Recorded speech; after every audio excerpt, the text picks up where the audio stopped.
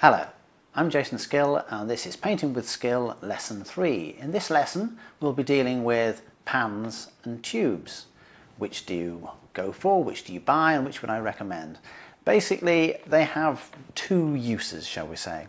A pan set, of which this is kind of a children's pan set, is probably where most people start. The excitement of having a pan set is all of the colours laid out for you. You open the lid, you feel like you're ready to go, you've got a little palette to one side with the lid, you only have to wet it, use a brush and you're off. So if you're doing some little detailed work, for example if I was doing some kind of sketch and I wanted to work a little bit more dark or detail into this image of this man, I may add it using this little pan set and I don't need to get the full paint kit out, I might just find it very convenient to have a small set to hand to work with.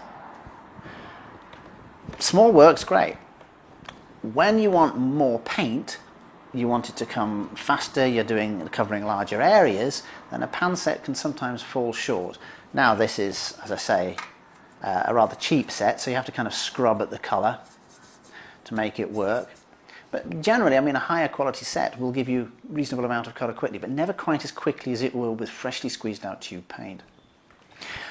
If you're looking for real portability so that you're on the move, you want something that you can maybe even stick in your pocket, you could look at something like this. It depends on what sort of painter you want to be. This is a rather beautiful old set that I have, which I believe comes from around the 1920s. You've got a piece here for your thumb, so you put your thumb through there to hold it. The lid actually is a little container. Now I promise you this isn't full of gin, this is water.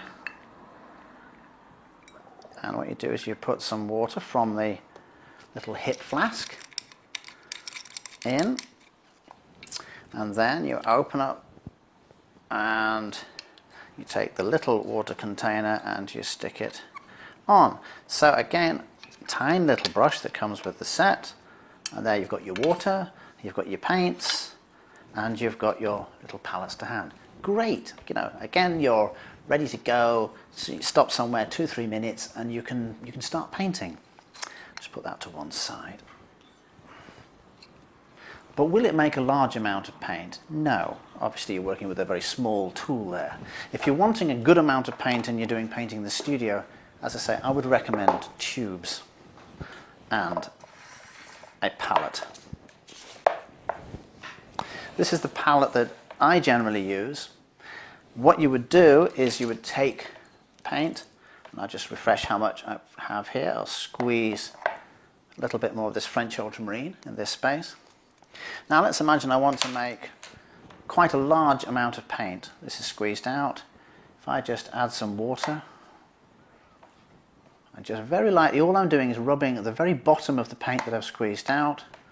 And you can see the speed with which I've made the paint and how much I'm able to make quite quickly. Compared to the work that it would take to do that with a pan set, there's no comparison. The speed is there. There's also another reason why you might use tubes instead of pans, and that's because you can control the thickness of the paint more easily.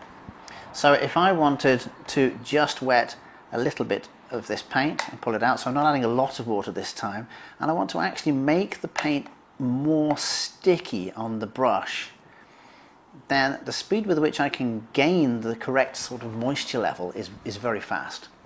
Where would you use that? Well, let's bring in some watercolor paper,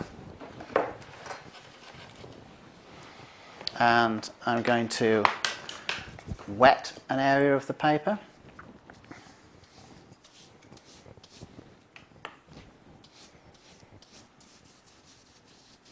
So I'm evenly wetting that all over, and then I'm going to take a brush,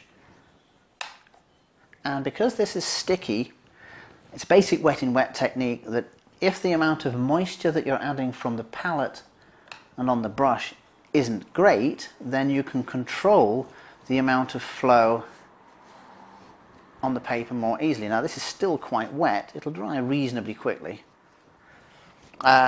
Let's compare that to, let's just take the paint again, I'll make a new amount here, just wetting it quickly, making a wash of colour. So if I add a fluid wash of colour in to the wet surface, it runs at a much faster rate.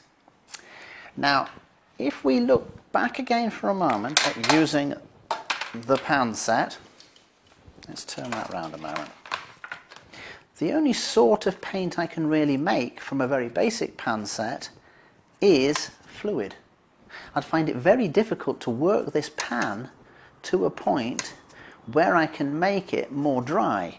So even if I take the moisture off the brush, dry that out a bit and rub at it, I still would find it difficult to make the same kind of thick consistency. This is actually almost like paint becoming paste. Whereas here, it's just a little bit more dry. So it will control to a fair degree, but if I did the same thing here with a slightly drier mix from the palette, I'll be able to get even more control. So when you're looking at wet and wet techniques, the speed of making the paint would be the first thing they might want to consider using tubes, and the second thing would be controlling the moisture level, how much fluid there is on the brush, and particularly, can you actually get to the point you're dealing with sticky colour? Anybody who's watched my video of me painting a seascape very quickly, I'm using a lot of that kind of stickier colour mix when I'm controlling the paint moving fluidly across the paper, so I'm getting a real good variance on how much moisture is actually being added by the brush with the paint on it. So really, that's the two main things you need to consider: portability and speed of making the paint. And the control of the paint, do you want the ability to make slightly stickier paint? So if you're making the choice between pans and tubes, you really want to consider what you're after with painting. Are you after a small scale? Are you only going to be making sort of light wash work? Are you doing sort of drawing and then sort of tinting? Then pans will work perfectly adequately. If you're wanting to do something that's a bit more experimental, or you want to do things a little bit faster, or the colour to be a bit more heavy and vibrant, and be able to control the moisture level a little bit more carefully, then tubes are going to be far more helpful to you than pans. Pans may be in some ways restricting. If, on the other hand, you want to go out in the field, take something in your top pocket, then tubes aren't going to be what you need. A little pan set like that is going to be ideal. That was lesson 3. In lesson 4, we'll be looking at the mixing palette. Which palette would suit you? There are two main types of mixing: flat mixing and container mixing. And I can talk about why I designed my palette the way I did, trying to combine both types of mixing in one device. And you can make your own mind up what would be best for you when you're mixing, when you're painting. So, if you've enjoyed this video, then perhaps you'd like to watch more. If you'd like to watch everything in series, then I suggest you go to my website, jasonskill.com.